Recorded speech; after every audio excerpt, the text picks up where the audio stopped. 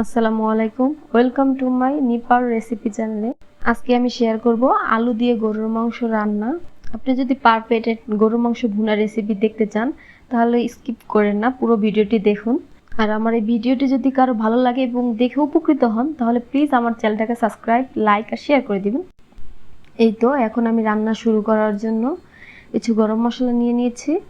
এখানে 5 টুকরো হচ্ছে এলাচ, দারচিনি 6 টুকরো, আর লবঙ্গ হচ্ছে 6 টুকরো, 6-7 টুকরো যেই নেন, আর 2টো তেজপাতা নিয়েছি, আর সাথে হচ্ছে 2টো মরিচ।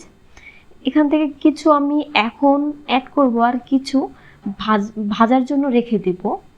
পুরো ভিডিওটি যদি না দেখেন তাহলে বুঝবেন না, দেখতে থাকেন।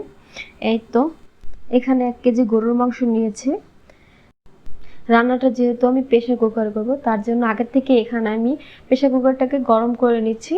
এখানে হাফ কাপ আমি তেল ইউজ করতেছি রান্নার জন্য। এখানে আমি 3 টুকরো এলাচ দিয়ে দিব, 3 টুকরো দারচিনি দিয়ে দিব, আর 3 বা 4টা হচ্ছে আপনার লবঙ্গ দিয়ে দিব।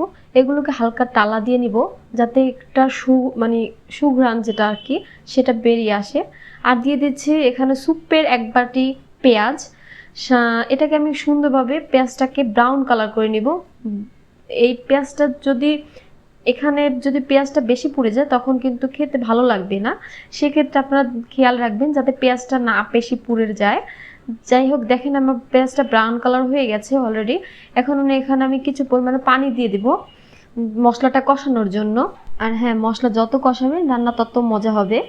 যাই হোক, এখানে আমি 1 টেবিল চামচ জিরা দিয়ে দিচ্ছি, 3 টেবিল চামচ হলুদের গুঁড়া দিয়ে দিচ্ছি, লবণ দিয়ে দিচ্ছি 3 টেবিল চামচের মতন। লবণটা আপনারা যে যা স্বাদ মতন দিয়ে নেবেন। যাই হোক, আমি 3 টেবিল চামচ লবণ দিয়ে দিচ্ছি। আর এখানে আমি মরিচের গুঁড়া ব্যবহার করেছি 2 টেবিল চামচ। ঝালটাও যে যতটুকু খায় সেই পরিমাণ অনুসারে ঝালটা দিয়ে নেবেন। যাই হোক, এখানে দিয়ে দিচ্ছি এখন 2টো তেজপাতা, এই দিয়ে দিলাম। আর 2 টেবিল চামচ আমি আদা রসুন দিয়ে দিচ্ছি। এখানে আদা রসুন আমার একত্রে বাটা ছিল সমান সমান, তার জন্য 2 টেবিল চামচ আমি আদা রসুন দিয়ে দিচ্ছি। এখন আমি এখানে মশলাগুলোকে সুন্দরভাবে কষিয়ে নিব। আর এই কষানোর কারণে যত বেশি আপনি ভালোভাবে কষাতে পারবেন মশলা, তত খাবারের টেস্টটা বাড়ে, ভালো আর কি লাগে, খাবার খেতে ভালো লাগে। যাই হোক, এখানে আমার মনে হয় মশলার পানির পরিমাণ কম হয়ে গেছে, তার জন্য একটু পানি নিয়েছি যাতে ভালোভাবে কষিয়ে নিতে পারি। আমি এখানে পানি দিয়ে সুন্দরভাবে মশলা কষানোর জন্য ওয়েট করছি।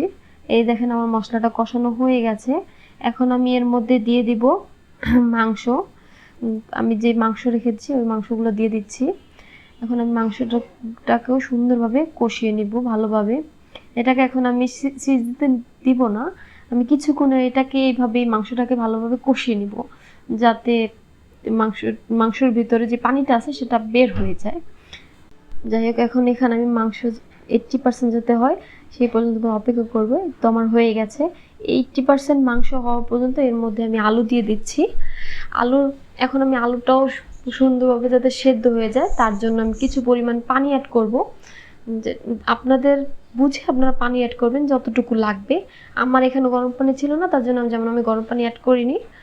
আপনাদের যদি গরম পানি করা থাকে তাহলে অবশ্যই এখানে গরম পানি অ্যাড করবেন। যাই হোক, এই তো আমার রান্না প্রায় হয়ে আসছে, দেখেন। এখন আমি শেষ পর্যায়ে এই 3টে এলাচ আর যেগুলো ছিল আর কি বাকি যে অবশিষ্ট 3টে দারচিনি, লবঙ্গ, এগুলো আমি একটু হালকা টালা দিয়ে নিব। টালা দিয়ে ভেজে এটাকে আমি দিয়ে দিব এই মাংসের এই পর্যায়ে। এখন দিয়ে দিলে এটা স্বাদটা, ঘ্রাণটা খুবই স্ট্রং হয় আর খেতেও খুব মজা লাগে। আপনারা দেখেন, ট্রাই করেন এটা বাসায়, অবশ্যই খুবই মজা লাগবে এটা খেতে। তারপর এই পর্যায়ে আমি হালকা জিরে গুঁড়ো দিয়ে নিয়েছি, এটা আমি স্কিপ করে গেছি। যাই হোক, এখানে টালা জিরে গুঁড়ো একটু দিবেন, তাতেও এটা ঘ্রাণ আসবে। এই তো আমার প্রায় রান্না শেষের দিকে, দেখেন কতটা সুন্দর হয়েছে। আর আল্লাহ হাফেজ।